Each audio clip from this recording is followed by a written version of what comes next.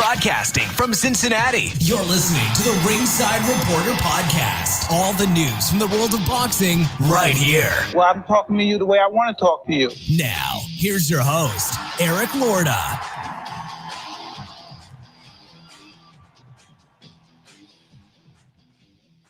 And we are live. Welcome to the Ringside Reporter Show, where we talk about the latest boxing news. If it's related to boxing, we'll talk about it here. My name is Eric Lorta, and I'm here with my co-host, Joe Habib. We have a great show for you today, and if you want to call and ask questions, you can call in right now at 323-870-3857, and we'll be here till about 8 o'clock tonight. We'll get you out of here by 8 tonight so you can watch the Fox card. So tonight, we're going to talk about Terrence Crawford and Kell Brook may be very close to happening. We'll give you all the details. That's an exciting one. Also, NBC returns to boxing. We'll give you the whole rundown on that one. But first, let's get started with the big fight this weekend. It was a big fight for this weekend anyway. Jamel Herring versus Jonathan Oquendo. So Jamel Herring, he wins a disqualification over Jonathan Oquendo in the 8th round. Oquendo is the kind of fighter that comes in head first. He actually reminds me a little bit of Sean Porter, just not nearly as talented. Herring was winning the fight. I thought he was winning the fight. I didn't have it scored, but just like, the running the eye test, I thought Herring was winning, but he was having a little tougher time than he should have, I thought, against Oquendo, man. Herring caught him with a left. It looked like a hook / uppercut in the 3rd round that dropped Oquendo. In the 5th round, Herring suffered a cut from a headbutt that was actually ruled intentional. I'd have to look at I'm watching it in real speed. I actually didn't see didn't get a chance to see it, but I didn't think it was intentional at all. I mean, after you finish what you have to say, I'm gonna give you my opinion on the way that whole situation was handled, because I think it was a F show, if you want to know the truth. Yeah, I didn't see anything that was it wasn't like when you go back to that Mayweather, who was that fight against where he hit Victor Ortiz. Victor Ortiz, yeah. That was vicious. When he tried to hit him with his head. I didn't see that here. Well, here's the thing. If you're in the process and you're in the motion, you're in a forward motion, right? And you're coming forward and you're throwing a punch, and as you're throwing a punch, you're leaning forward. That's just incidental contact. That's just the way. Like Tim Bradley was the same way. Like he throw his right hand and he would just lean in. Bernard Hopkins, same thing. Even Andre Ward at times would do that. So there's a difference between moving forward and positioning your body and attacking and throwing a punch, and you're leaning in. And then if you're just standing stationary and then you go like that, or you go like that, that's intentional. But this throwing a punch and leaning in as you're attacking, that's not intentional. That was incidental contact. No, and I tell you, that was not premeditated in any way, in my opinion. And I thought it was a horrible, horrible call on Tony Weeks. And I understand the rule is if the headbutt or whatever the foul was deemed intentional, then if it causes the fight to be stopped, then it's a disqualification. But here's what I don't like. You deemed it intentional in the 5th round, and you took a point away. So you already punished him for it. Okay? Yeah. And then you let the fight go on. So if you were going to disqualify the guy, you disqualify him right there if you thought that the foul was that egregious. You see what I'm saying? You don't disqualify him 3 rounds later for something he did 3 rounds prior. And I know that's the rule, but it's a stupid rule. It makes no sense. It's like, okay, you're innocent of a crime, and then out of the blue, the judge just says, "Hey, you know what?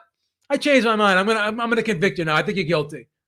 What do you think? Like, okay, so what do you think though? All right, so and I get where they're coming from, and I understand the rule. So he was hit with that headbutt in the 5th round. They deemed it intentional. It's a foul. So the fight goes on. And because of that cut, the cut got bigger or something like that, or the cut, it was basically stopped. Yep. Because of his eye. Okay. Yep. And that's where he got fouled. I'm thinking to myself, look, if you let the fight go on. Exactly. You know what I'm saying? Like you wanted to go ahead and fight. You could have stopped. It was a foul at that. So if he stopped on the foul, okay, let's say in the 5th round, what if Herring said, you know what, I can't go on. My eye's busted now. I mean, he fouled me. It was intentional. What happens? Is that a disqualification at that point? Yeah, because the rule's stupid. Because he can't go forward. Yeah. No, I'm saying like if you and I'm on the same page. Like if you can go forward, then at that point, I think you have to forget about the foul. You've already been deducted the point, right? No, we're on the same page. If you make a decision at that point in time to allow the fight to go on with the referee as well as the fighter, then that's forget about it. Here's the problem with that rule. Okay, so you say it's an intentional foul, whatever, but you allow the fight to go on. You take the point away. You could take up to 2 points if you want, and you allow the fight to go on. That's fine.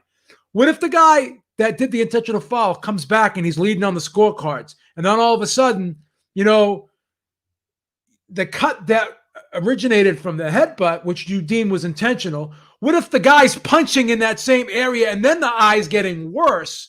So you can't determine that all of the damage on that eye was specifically because of the head. What about the punches that landed in that area? So if the foul was bad enough and you deemed it intentional, you have to make the decision right then and there. Do I disqualify the guy or not?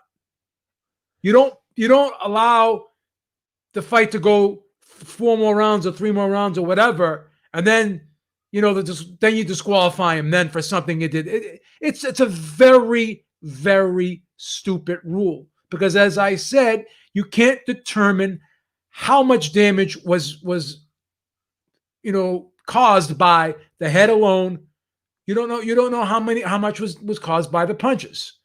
And then if you felt that he kept headbutting him over and over again or whatever, or he continued to fight the same way after the 5th round up until the 8th. He didn't change his style at all. I mean, that's a tiger that doesn't change his stripes. Yeah. If the referee had a problem with the way he was fighting, then he should have disqualified him earlier then. Well, I'll be honest with you, and you could speak to this as well.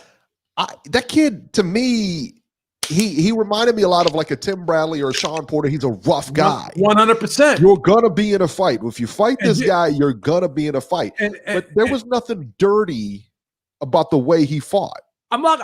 He's a fighter. I mean, this is the way he fights. What I'm going to say was it was not premeditated that he said, I'm going to intentionally use my head as a weapon in this fight. No. As I've said before, some guys, they throw up right hand. Their head goes forward. They say to themselves, I'm going to throw my punch the way I want to throw my punch. Yeah. If my head moves forward, whether you're there or not, I don't care. It's not like I'm saying, I'm going to throw a 1-2, then a head. If I throw a jab and then I come in and I just lean in when I punch, a lot of fighters do that.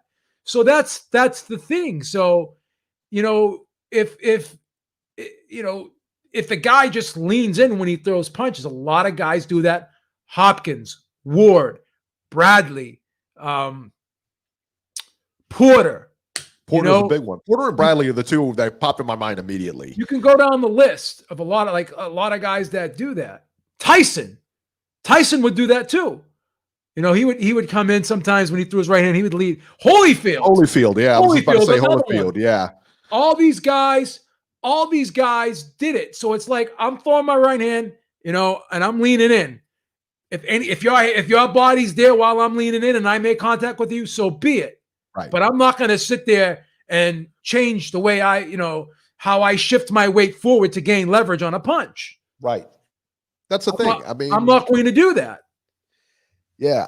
I didn't, like I said, man, I didn't think there was anything dirty about the way this kid fought. He's a rough fighter, but that's not against the rules. I mean, that's just how some people fight, man. He's a pressure guy. Go watch Jake LaMotta. Watch Rocky Marciano. Yeah. Watch Rocky Marciano throw his right hand.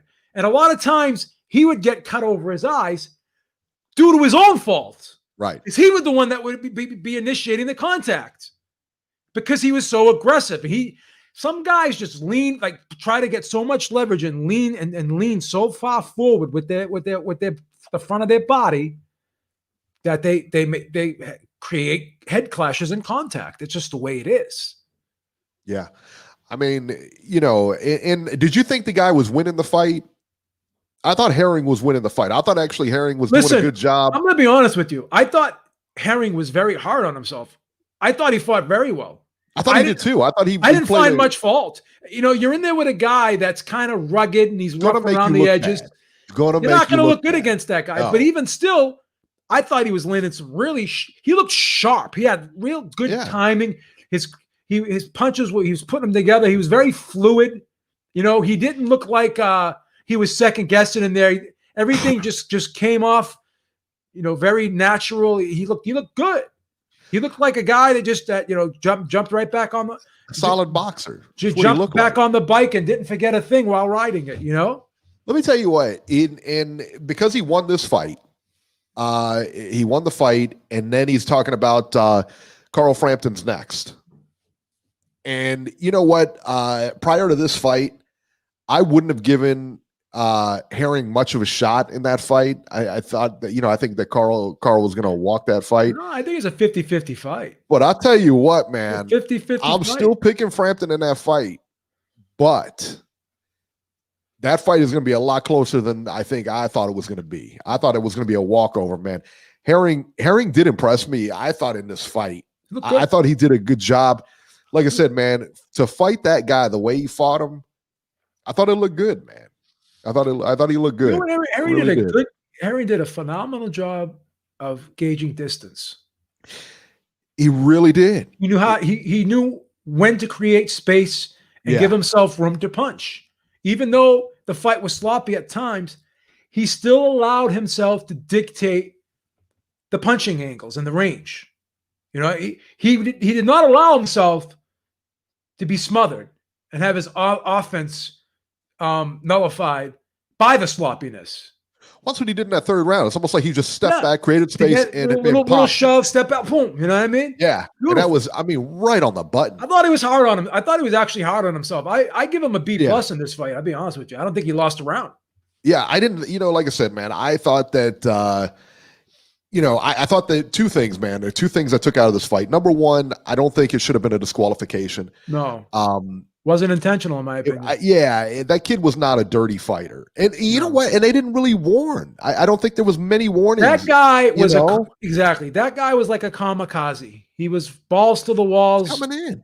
He's just a guy that just comes in, he doesn't care about his own well-being. As crazy as that may sound. Sure.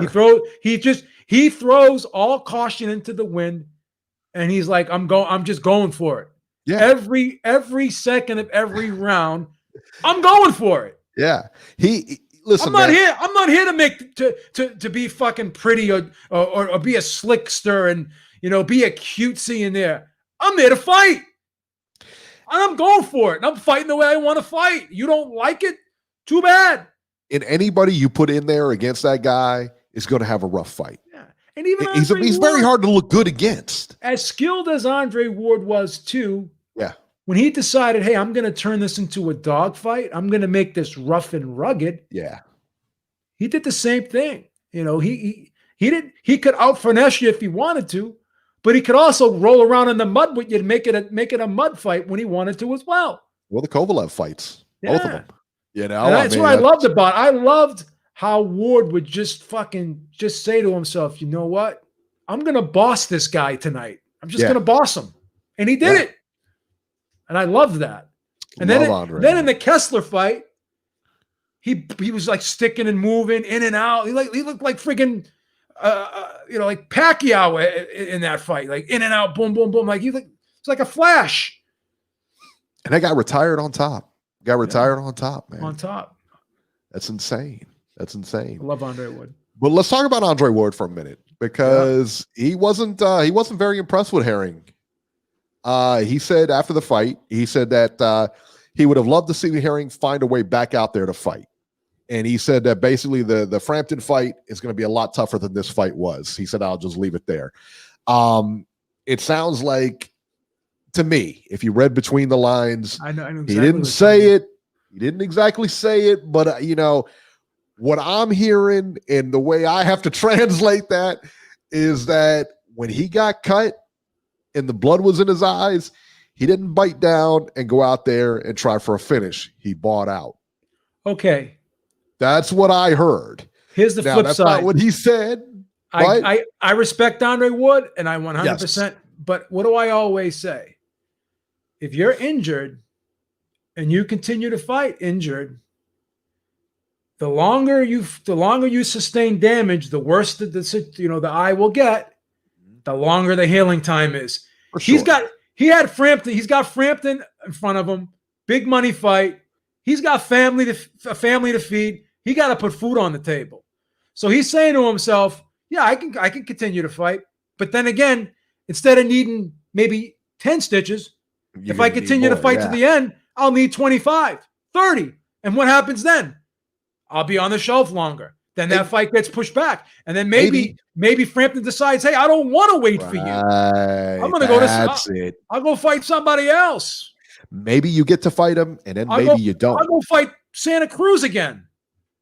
If you win, lose, or draw against Tank Davis.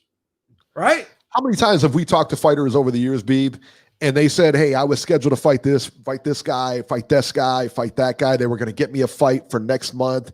And it fell through for one reason or another. It always happens. How close was Tyson Fury to losing his rematch against Deontay Wilder because of that cut from Otto Wallin? Yeah, that's right from Wallin. That's right. Right.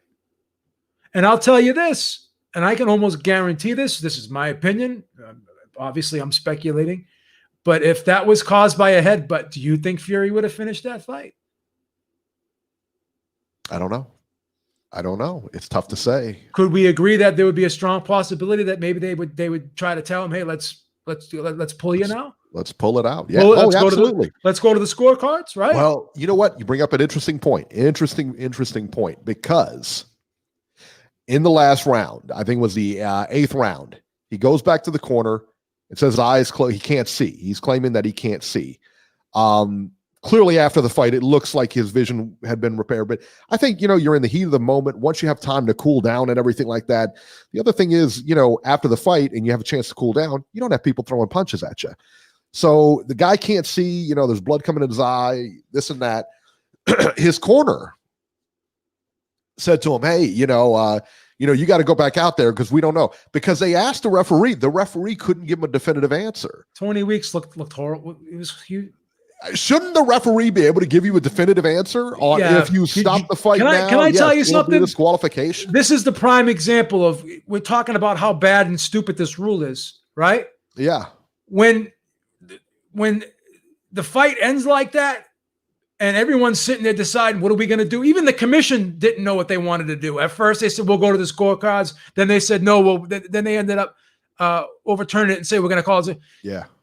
That's when you know a rule is stupid, when you don't even know how to, when it's hard, it's ridiculous to even try to enforce it. That's how you know a rule sucks. You know what it reminded me of? You remember the Chavez Frankie Randall fight, the second one? Yeah. Where it ended and it was some rule. Obscure WBC rule that it went to the scorecards. So if you both guys clash heads, right? Yeah. And it's deemed unintentional. Right. Listen to this stupid rule that they had at the time. The fighter that's cut and the fighter that's not cut gets the point taken away, and the fighter that's cut doesn't. That was a WBC what is rule. That? How stupid is that? And he loses, and he lost because of that. Yeah, lost and Frankie his Randall title lost. because of that. And yeah, he lost. That's the way he lost. And Frankie Randall was going to beat it in that second round. He hit him again with that right hand. Frankie Randall winning the fight up until the point too.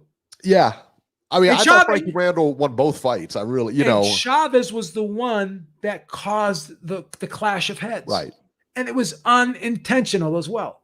It was an insane rule, and they had him ahead. They had him ahead at the time of the because they went to the scorecards at that point. Stupid. With the deduction, it was only went like what, 4 rounds, wasn't it? Like 4 rounds. 4 rounds, yeah. You get a point deduction. I mean, you take it at home at that point. I mean, but I'm also going to say this in regards to Herring. and I know where Ward's going with this. Well, there's going to be times when he's going to be in that Frampton fight and he's going to have to bite down, and he can't be looking, for any outs, whatever, when things start getting tough there. Okay, but here's the difference. Here's the difference in the situation. You're fighting Oquendo, but you are looking ahead to Frampton. It's impossible not to be doing that, right? Sure.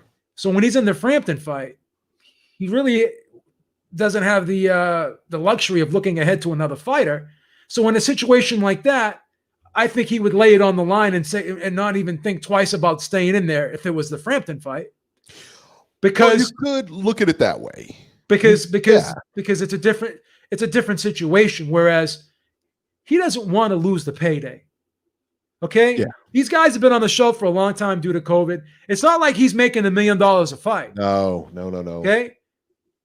I'd be surprised if I'm speculating here, but I would probably guess he's probably making $500,000-$600,000 against Frampton. I could be wrong. Probably against Frampton, yeah. Yeah. So I'm sure it'll be his career high, yeah. Yeah, this guy's not making $1 million paydays, and he's got a family or whatever. So I respect Andre Ward greatly. Without question, unequivocally, I got mad love for Andre Ward. But I think he needs to. I think my point is valid that he's looking ahead to the Frampton fight, and he doesn't want to jeopardize that by being on the show for too long because he's going to need 40 stitches in his freaking right eye. Yeah, that's just my opinion. And it could be now the devil's advocate. Might say, well, hey, if he can't bite down in this fight, what's he going to do against Frampton? Well, that was the point. That was the point. Right. That was the point that Ward was trying to make. But kind of like if you dog it in practice and say, well, this is just practice. I'm showing up for the game. Listen, if you can't do practice, you're not going to be able to do this in the game. The optics kind of. It didn't look good. I mean, I will say that. The optics kind of support more what Ward was saying. There's no question about it. Right. But I'm looking beyond that. Yeah. And I'm trying to play psychologist here, but I'm looking in here. I'm not looking I'm not looking at just what I'm seeing outside. I'm trying to kind of read what's going on in here. Mm-hmm. And if that's me, I'm like I'm saying, like right now, I'm 50 years old, right? I'm an older guy. I'm 23. Someone looks at me the wrong way. I don't think twice about hauling off and punching a guy, right? Right. Now I'm kind of trying to laugh it off because you know what? I don't want to get in trouble. I work for the city now. Right. I don't want to do something that's going to jeopardize my job, my career. It's going to get out there. People have cell phones now. Who knows who's taping me? Who knows who's going to tape it and put it on Facebook? Who's going to put it on YouTube? Hey, Mr. Mayor, look what Beeb did. He just punched this guy in the face. So 25-year-old version of Beeb saying to himself, I'm just gonna square off. I'm just gonna throw hands. This version's thinking, I'm playing chess now. I'm not playing checkers. I'm thinking 3, 4, 5 moves ahead down the road. Let me ask you a question. So let's go back to his corner for a minute. I'll be honest with you. I don't know. But I think in the heat of the moment, and he's in that fight, I don't think he's got a thought about Frampton. I really don't. I don't think that he has a thought about Frampton. But now, like his corner, when they asked his corner, he said, hey, look, man, he says, what happens? He said, well, it was the referee said it was an intentional headbutt, this and that. And this ref said, well, if you can't go forward, what happens? He said, I can't make that call. Now, prior to that, he looked at the doctor and said, can you see? He said, Herring said, I can't see. Once you tell the doctor you can't see, that fight is done. I don't care where you are. That was another bizarre thing because the referee was looking at the doc and then they were going back.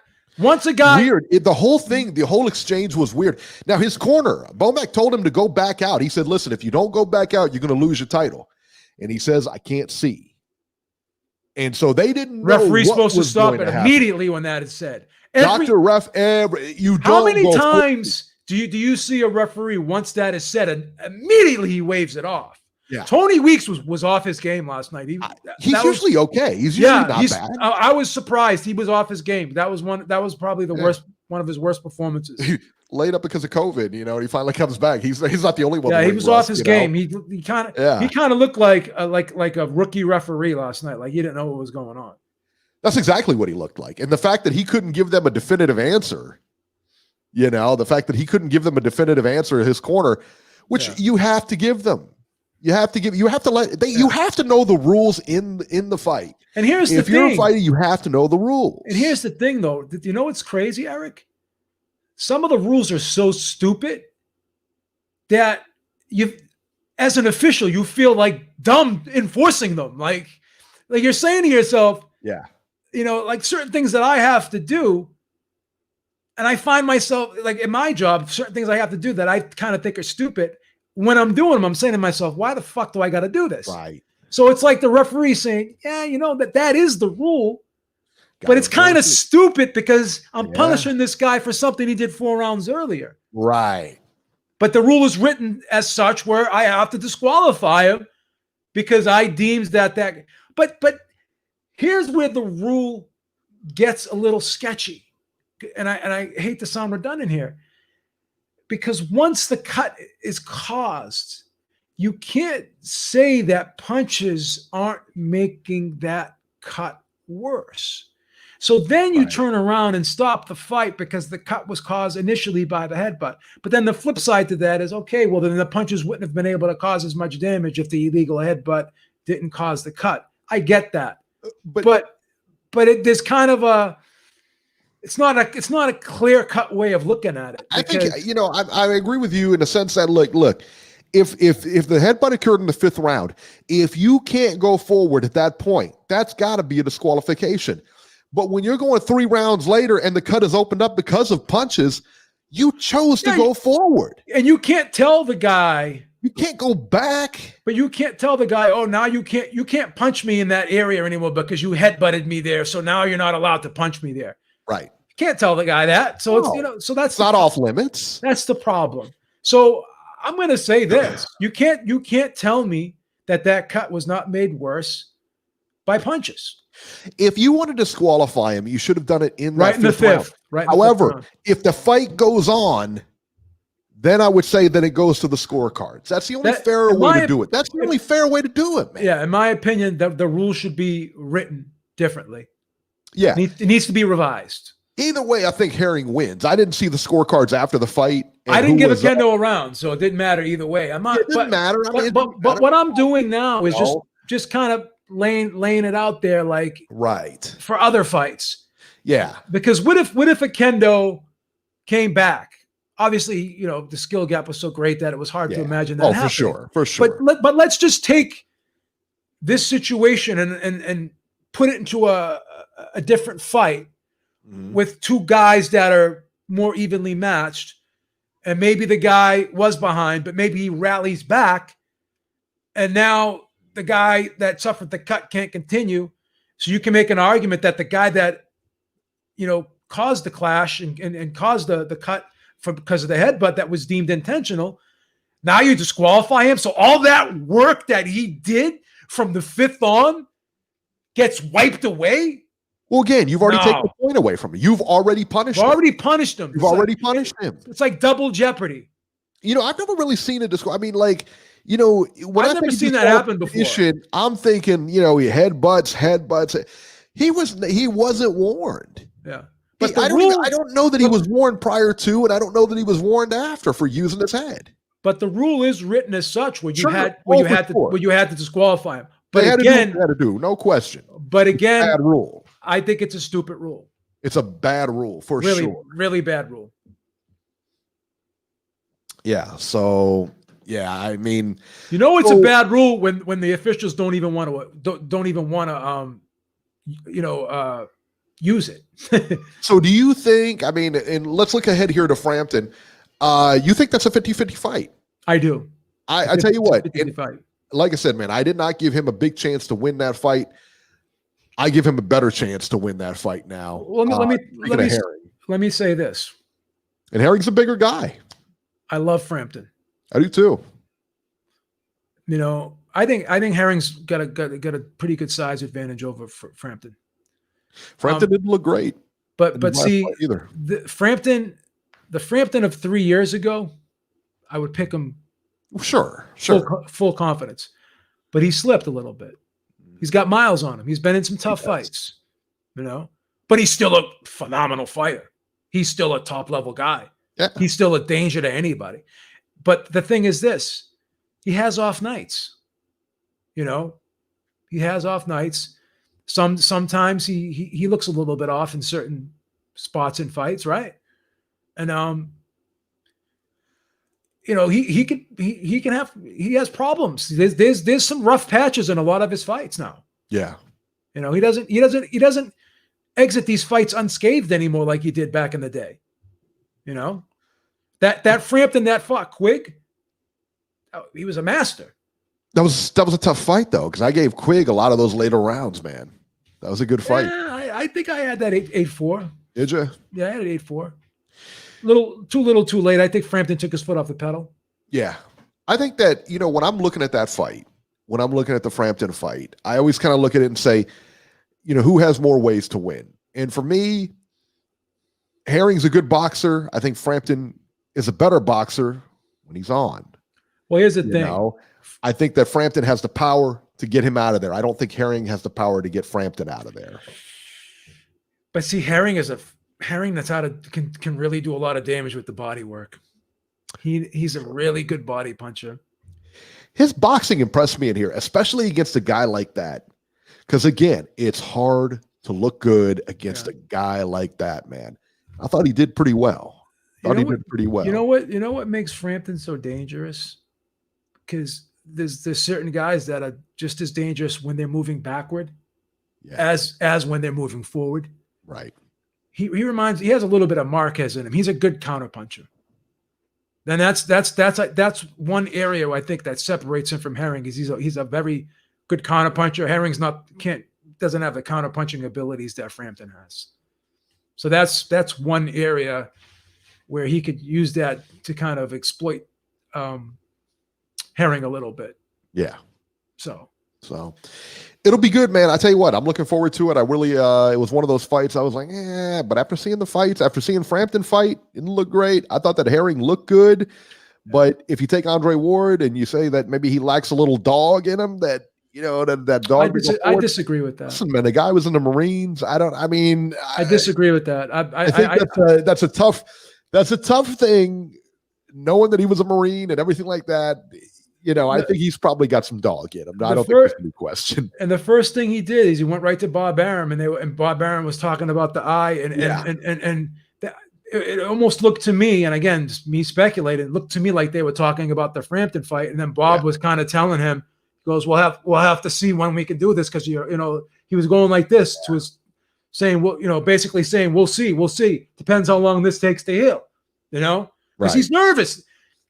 I just think he's really, really hell bent on getting that Frampton fight, and he's got I think he's got a little bit of anxiety. He's chomping at the bit, Herring, because this fight itself was pushed back a couple times. He's been out a long time. He hasn't been getting paid for a long period of time. He was already on the shelf for a little bit because of other situations. He doesn't want to go down that road again, Eric. So I'm honestly thinking he's trying to preserve, and just minimize his recovery time. I really believe that. Well, let's get into this other topic here, because we talked about Herring and how, he got hit with the COVID thing, and I think his fight was moved twice, and then he's not getting a regular type of payday. Matter of fact, nobody really is, because of this whole thing. You can't really get put on a regular schedule and everything like that. I found this topic pretty interesting. So September 16th is coming up, Mexican Independence Day weekend this weekend. No big fights lined up. We'll go over the schedule. When was the last time? This is like a holiday for boxing. When was the last time that we did not have a big fight on Mexican Independence Day weekend? I can't ever remember. I can't either. My answer is never, to my knowledge. Never, right? I could be wrong, but to my knowledge, not never. never. Yeah, right. And typically when it's in the middle of the week, typically it goes to, if it's I think September 16th, I want to say it's a Wednesday or something like that, but it usually falls on the week before. You don't really celebrate it after the fact. They always celebrate it the week before. That would be this weekend. I'm dumbfounded, right? I mean, I'm really dumbfounded. I don't know when the last time that's happened. And it brings me to like Canelo Alvarez, okay? His last fight was November 2nd, 2019 against Sergey Kovalev.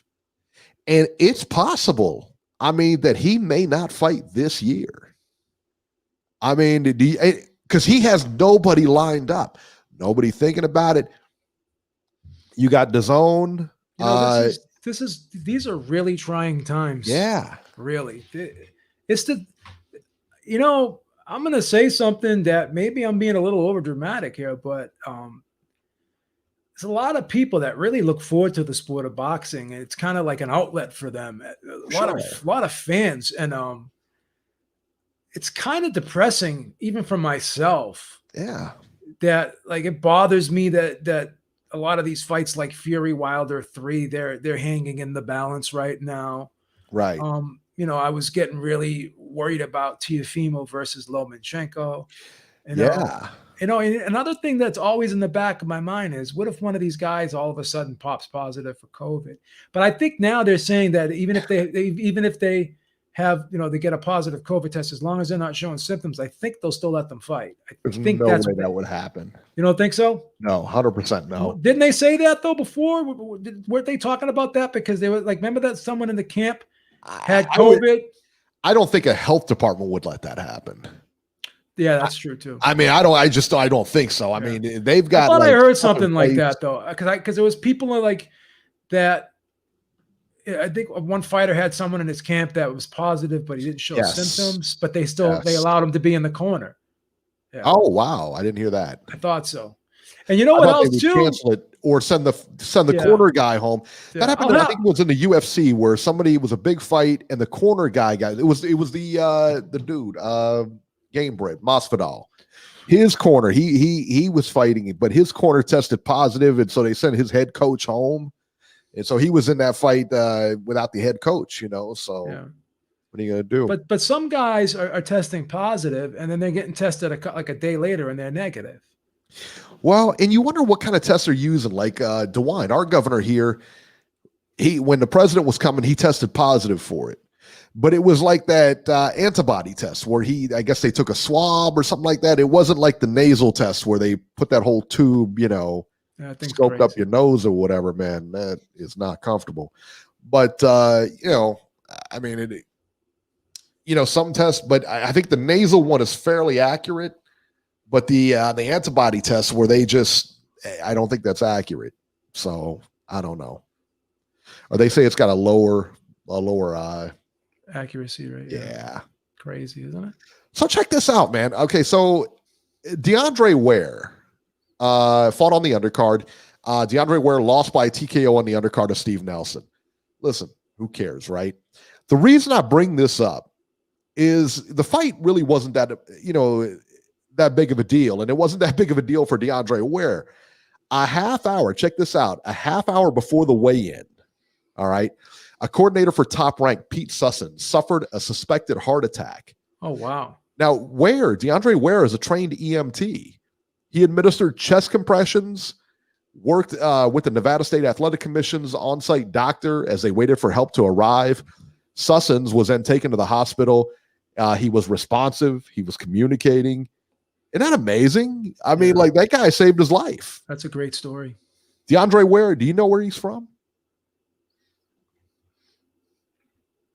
I heard he used to live in Ohio for a couple of months, and then he moved Titletown, son. He's from Ohio, baby. I heard he lived there. I heard he was what we do, son. I heard he was on vacation for like a month there. He was on vacation. Nobody vacations Ohio for a month. Nobody vacations to Ohio, period. I was like, when? I'm not sure if he actually has a place of residence out there. Let's go to the phones here. I think this is Phoenix. 602. 602, you're live. 602, you're live. And then again, maybe you're not. Hello? Hello. All right. Let's go to 805. 805, you're live. Hey guys, what's up? What's happening? Wake up, Nacho. Come on. Don't fall nothing asleep on much. us. Don't fall asleep on us. Nah, nobody's asleep, Beeb.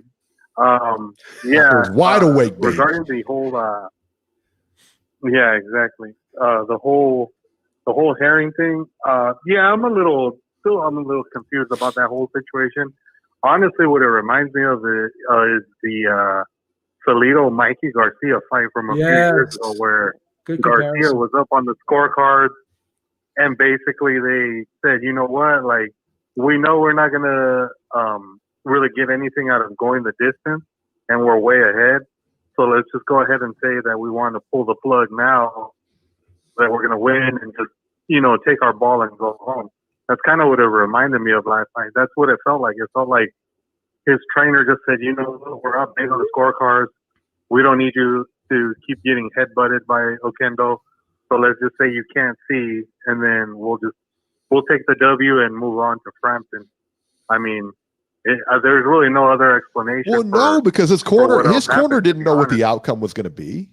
Yeah, but once they were asking the ref, they didn't know. Had to have known. Their corner told him to go back out there. The corner said, "Hey, if you don't go back out there and fight, you're going to lose your title." Well, because the ref was giving them a lot of indecisiveness. That was the problem. So it wasn't. I think they knew. Nobody really knew. I think they knew, but they didn't know how it was going to be actually officiated. They didn't know how. They didn't know how it was going to. How it was going to be enforced. Excuse me. That's the more appropriate word. They didn't know how it was going to be enforced. Yeah, that's more like it, Beeb, is that they didn't know what the ruling was going to be. So I think they just were thinking like, well, if he doesn't at least go back out there and attempt to fight, they might try to say that Oquendo's the winner or something. You never know. Weeks looked very befuddled last night. He was really off his game last night, Weeks. Yeah, he was. He really wasn't in control of that fight. It just kind of felt like he let Oquendo slide all night with the whole, like, leaning in with his head and just kind of, landing with his head more than he was with his fist. And then basically once it got to the point where, Herring said, like, yeah, I can't see anymore, then at that point it was like, okay, well, I'm just going to call the fight. And something else, Notch, not to interrupt you, but I think that was called intentional, because Weeks was listening to Herring complain. And I think Herring's complaining swayed Weeks into making that an intentional. That happens. When it really wasn't intentional. That happens all the time, man. I wanted to put that out there. I forgot to say that earlier. I wanted to put that out there. I wanted to get that on the record. No, I mean, I could totally see that. But I just think that Andre Ward, I normally don't agree with a lot of the stuff he says, but I think he was spot on about what happened last night. Wow. I think Herring just said, you know what? I don't need this. I think he figures, you know what? Let me just go out there, get this W, and move on to Frampton and the payday. That's kind of the way I felt about it last night. I just think he felt like he was better off calling it a night rather than to keep getting, like I said, man, headbutted, as Beeb would say. 10 stitches is better. 10 stitches is better than 35, right? That's the way I look at it. Yeah, no, I mean, he saved himself a whole lot of pain. I agree, because I'm sure Oquendo would have probably headbutted him a few more times before the fight would have been over for sure. But there's no warnings either. I mean, there was not a lot of warnings in there, not a lot of foul warnings. Oh no. Weeks was totally sloppy last night. Yeah, I'm not excusing Tony Weeks. He was totally sloppy last night. He didn't do good. He didn't take control of the fight, and he didn't take control of the fight, and it looked bad on his part that it ended up having to end the way it did. So it is what it is. Hopefully Herring comes out with a better performance against Frampton when they do fight each other next. Jared Anderson, that guy keeps getting better and better every time I see him fight. Where's he from, Nacho? I think it's only going to be a matter of time. Is it Titletown? Titletown, son. Next heavyweight champion right there. Big Baby Anderson, son. God. Belts. Give me belts. Jesus Christ. Oh, okay. Yeah. No, the kid has some skills. It'll be interesting to see like how much longer it takes him to develop before he gets before he moves up the rung and then eventually becomes a contender. But I think he's on his way. I think Top Rank's developing him really well. Oh, Nacho, he's amazing. And amazing fighter. Yeah. And then he might be the next Ali. Yeah. If you really watch him, he may be the next Ali. I'm just saying, he's Titletown. Oh, come on, Eric. He's not on that level. Come on. The hyperbole is getting a little too much. So okay, and as far as the fight, I'm not even sure if you guys are going to talk about the fight tonight with Ramos and Ugas. Yeah. So are you looking forward to that fight, Nach? Win that easy. I don't see Ramos. Are you looking forward to that? Are you looking forward to that? Are you gonna right after the show is over? Are you gonna run to your TV and make sure you got enough popcorn? I'm just not even into that fight, man. I'm recording it. I'm not gonna watch it live. But, I'm recording it. Yeah. I'm in the same boat as Eric. I'll probably watch it tomorrow morning when I'm taking my morning. You know what? That's where I am with it. I'm like, all right. After I brush my teeth and I have to do my morning, you know what? Yeah. This is a stay busy fight for Ugas, and I think he should win easy, But, and then I heard you guys talking about the whole thing with Canelo. I mean, I keep reading different reports. A couple of guys, I think it might have been Mannix, put out a tweet saying that apparently DAZN has already told Canelo that they're only willing to pay him 50% of his normal purse for whatever opponent he ends up taking on. Even though they're saying that they want him to fight. Well, this is what I told people. But this is what I told people before. Yeah. He signed a contract. What was it for? 33 million? I'm not 33 million. 350 some million. It was more or less like 35.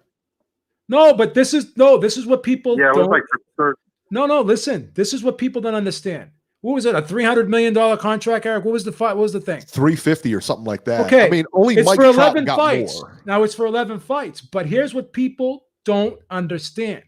Everyone just assumed each fight was going to be divided evenly.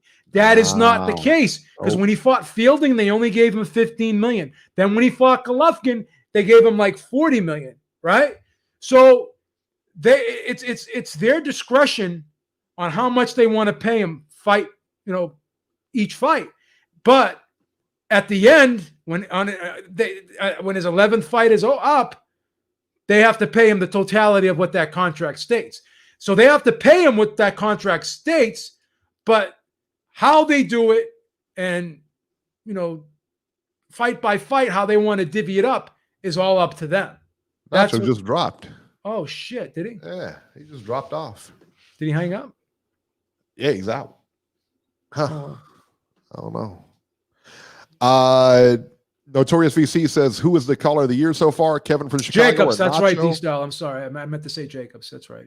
Yeah. I don't know why I said Golovkin. I'm 100% correct. Yeah, so he just dropped off. Sorry about that, Nacho. If you're there, call back, man. So yeah, let's talk about the upcoming fights here. Let's see here. Let's go to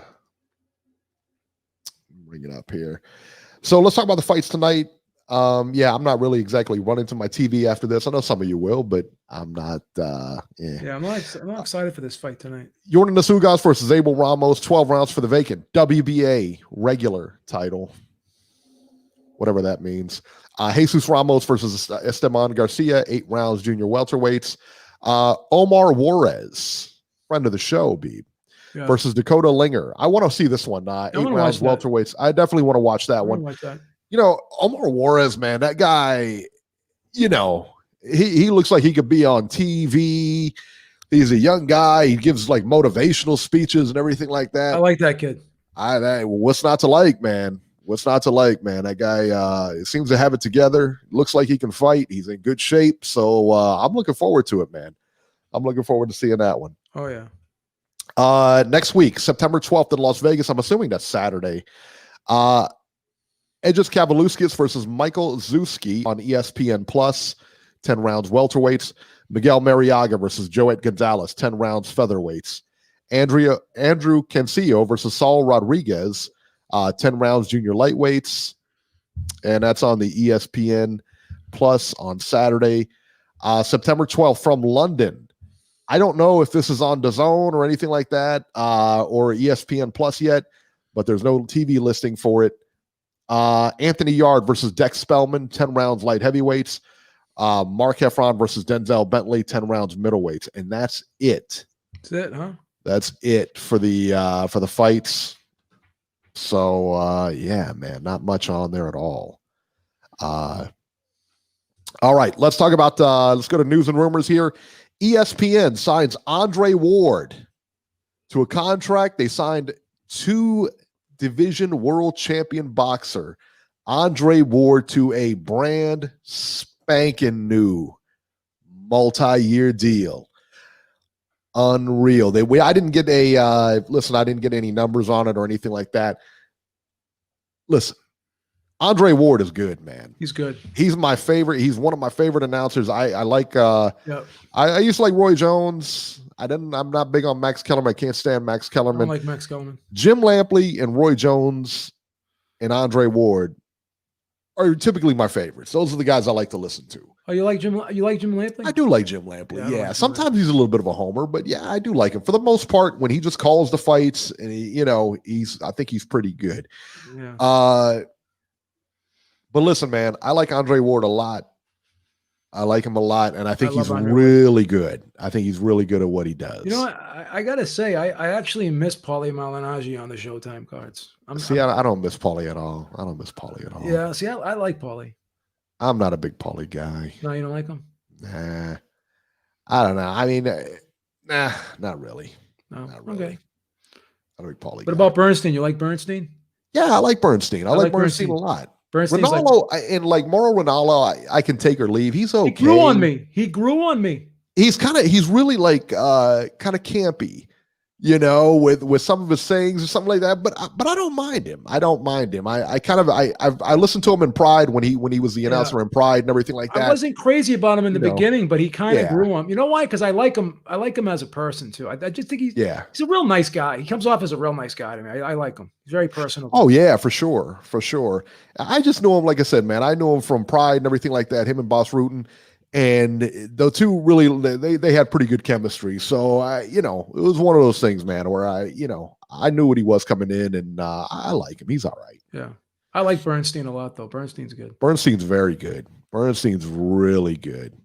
Yeah, Logan Wolf mentioned Teddy Atlas. Teddy Atlas is my all-time favorite. I mean, I don't mention Teddy Atlas never because he's on the Mount Rushmore by himself. Mahrez is a little rough around the edges, but He's not bad. He has potential.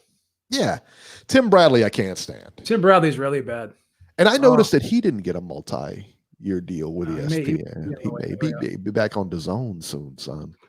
What do you think about Christina Ponce? You like her? Nah. Let me ask you this. Listen. Let me ask you this. I got to ask you one question.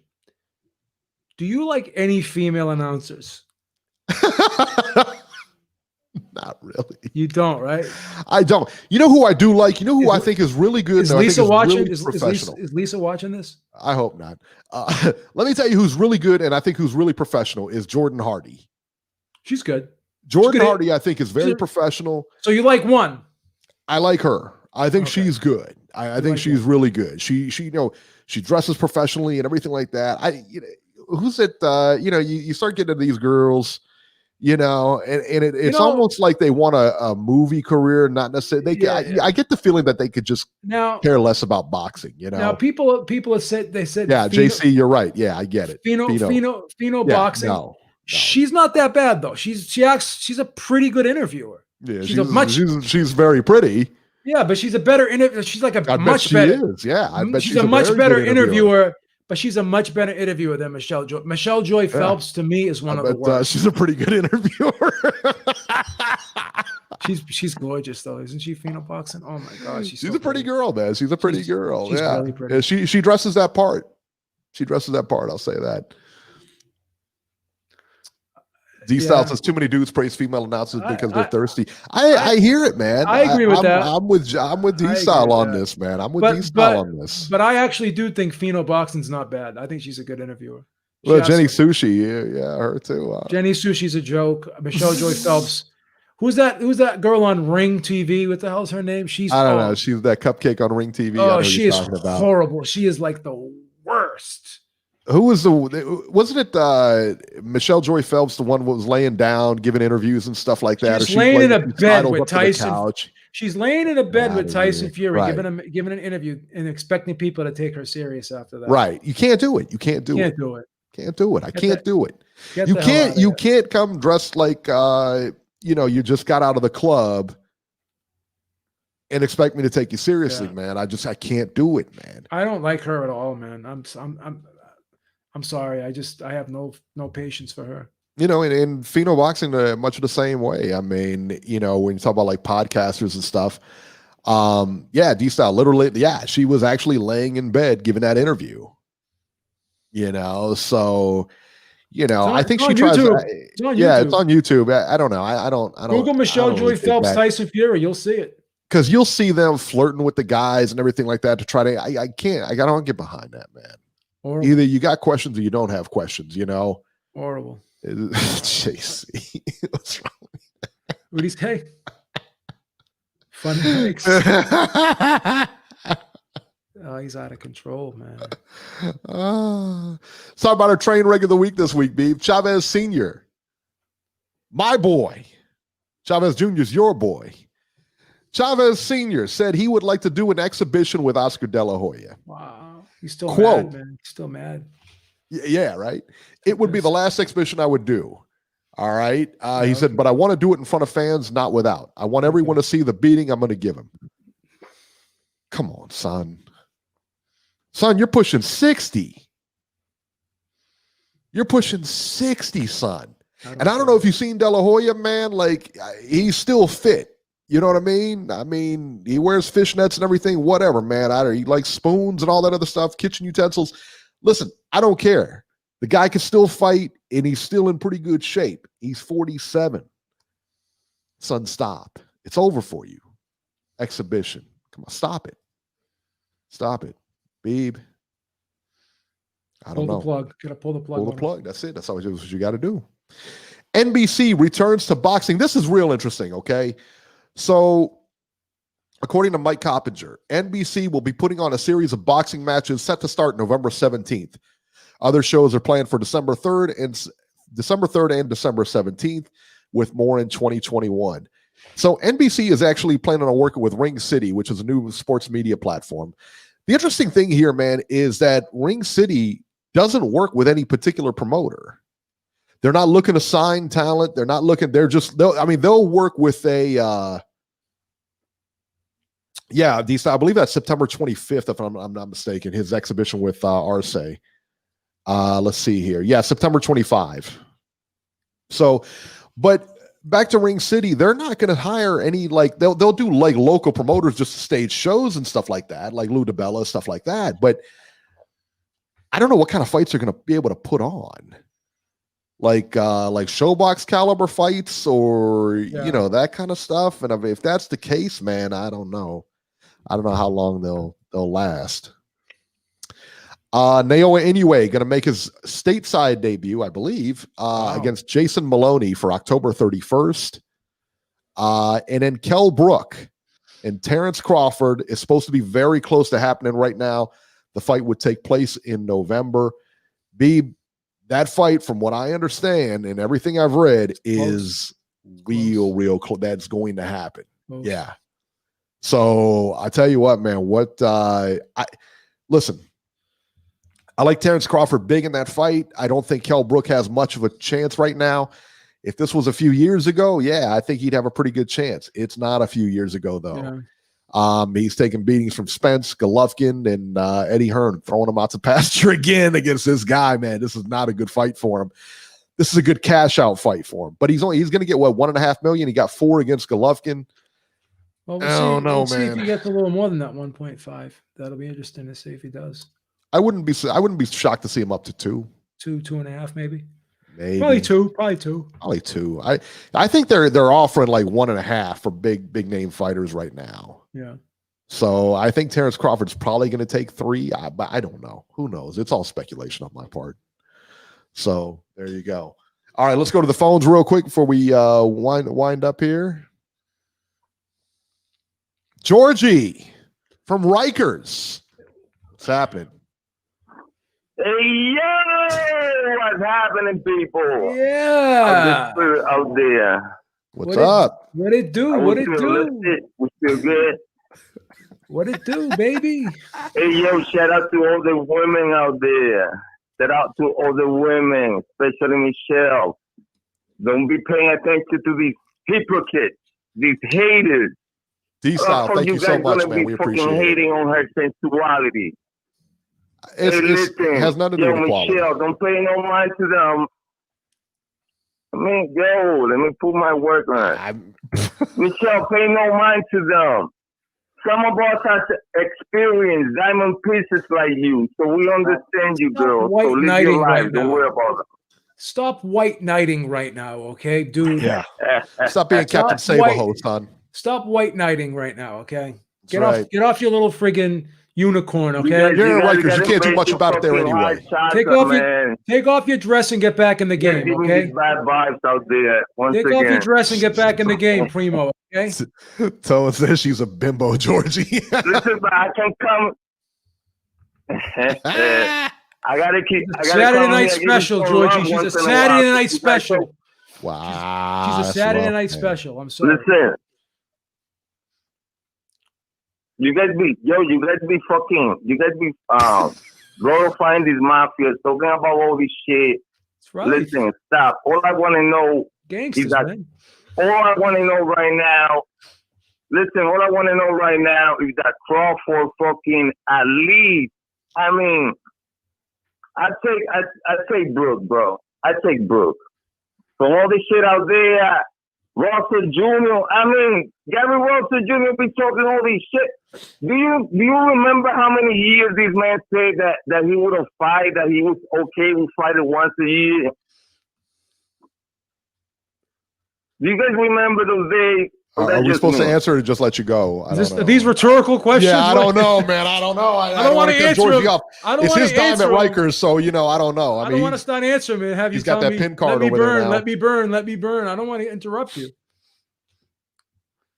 Yo, go ahead, baby. Yo, bless me with that knowledge, because as far as I remember, this man for fucking many years said that he was okay fighting once a year. That's what fucking Robert used to talk for many years here. Oh, Who's he saying wants to fight for once a year? Who is that? Like Mayweather or something? Yeah. Is it oh, Russell. Russell. Now he's calling out Devin Haney. Now he's calling out Devin Haney and Tank Davis. You're right. Made the fight. They made the fight. Like he's calling Jesus, Might, and Joseph now. He's what? He calling everybody. Jesus, Might, and Joseph. They go Jesus, to Mary, and Joseph. Why they fight the world right now? You got a translator. What the fuck is going on? Is he the full moon? What is it? The motherfucking Mars and retrograde? What's going on? The lines is fucking the stars align? Come on, man. Any fucking way. So Crawford needs somebody there with a fucking record. At least Brooke bring that name to the table like me and can. So Crawford is 33, bro. Something really got to transpire. I'm putting Crawford for more than the eye test said that this man could be pound for pound with that. And still, baby, the record's not there. Why you think Wilder got so much hate? You hate Wilder. Oh, God. He's got the third, baby. The record don't show it. 33 years old. Gamboa rock him. Oh, Gamboa rock him. Come on, man. You must have been celebrating when Wilder got Yeah, burn, man, burn. My fault. Huh? I said you must have been. What you think? I said you must have been celebrating when Wilder got knocked out. Baby, but that facade, that mirage, that fucking make-believe come to an end sooner or later. Yo, this man not even coming back. I don't think the fight's coming, bro. Whoa! He's already he's poking Bob to see. I'm telling you, he's poking Bob to see if he get the fucking Joshua going. He fight Joshua, get knocked the fuck out again. So that's all it is, baby boy. All these mirages, all these make mafia believe, all that shit coming to the light, baby. Too late. All the new generation, all these cats, they pushing hard.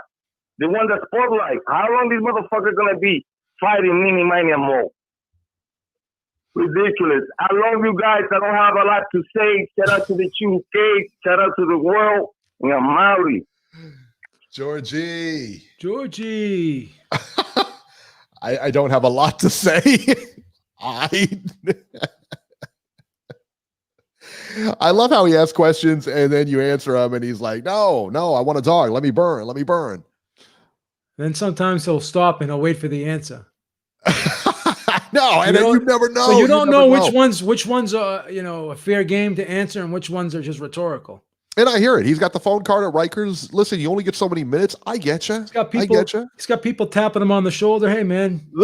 They're all in line there. Hey, let's 3 go, minutes. Georgie. 3 minutes, man. Lights out at freaking 8. You think Georgie runs a store in there and stuff like that? Yeah, he sells cigarettes. I would think so. I think so. Who's going to win Caller of the Year this year? Kevin, Nacho, or someone's voted for Georgie. If Georgie to you two are completely out of order, Georgie could be in the running. Kevin, we got to give Kevin a nickname. What is Kevin from Chicago? He's nuts, that kid.